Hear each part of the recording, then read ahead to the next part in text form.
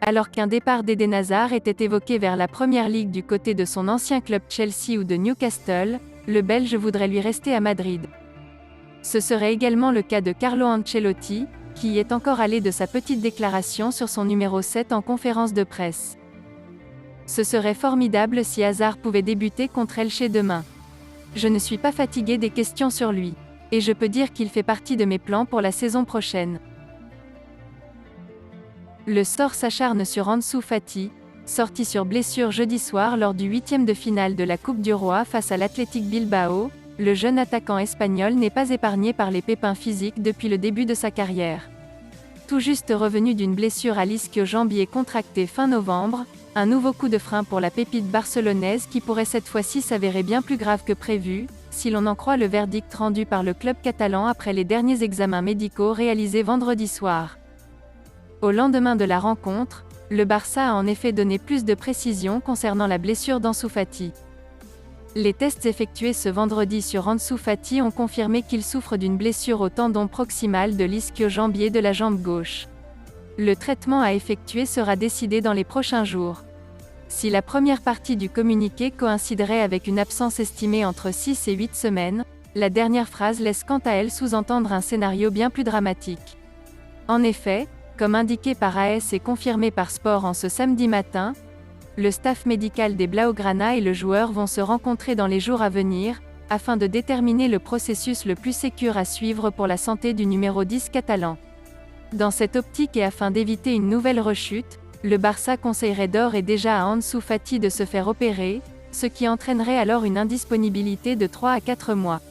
Auteur de 5 buts et une passe décisive en seulement 10 petits matchs toutes compétitions confondues cette saison, l'ailier du Barça sous contrat jusqu'en juin 2027 pourrait donc quasiment voir sa saison déjà terminée. En effet, si la tendance d'une opération venait à se confirmer, Ansu Fati ne devrait refouler les terrains qu'à la fin du mois de mai, et pourrait donc faire une croix sur l'exercice de cette saison. Après Daniel Alves et Ferran Torres, Xavi souhaite voir d'autres recrues arriver au FC Barcelone d'ici la fin du mercato hivernal. Présent en conférence de presse ce samedi, Xavi a expliqué s'attendre à d'autres arrivées d'ici la fin du mercato hivernal. Nous travaillons effectivement pour recruter un attaquant, mais c'est également le cas pour d'autres postes.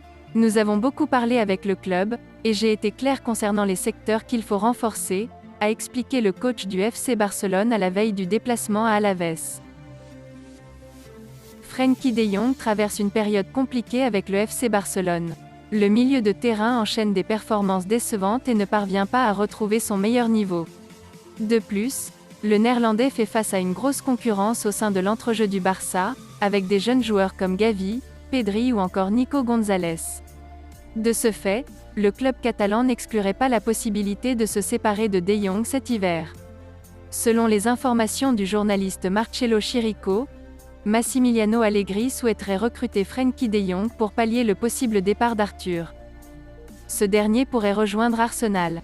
La Juventus demanderait à Arsenal un prêt de 18 mois assorti d'une option d'achat de 50 millions d'euros. Ainsi, la vieille dame souhaiterait s'attacher les services de Frenkie de Jong également sous la forme d'un prêt avec option d'achat. Si la Juventus garderait un œil sur le milieu de terrain du FC Barcelone, Xavi a tenu à calmer le jeu quant à la situation de Frenkie de Jong. Il doit être un joueur important. Il revient d'une blessure au solaire, et nous devons gérer l'équipe. L'autre jour, il y avait un temps supplémentaire. Frenkie doit être important et il le sera certainement, a affirmé Xavi à l'occasion du passage au point de presse organisé ce samedi dans des propos rapportés par Mundo Deportivo. Merci d'avoir suivi cette vidéo, et n'hésitez pas de vous abonner à la chaîne. Likez, commentez et partagez-la avec vos amis. Portez-vous bien, et que la paix soit sur vous.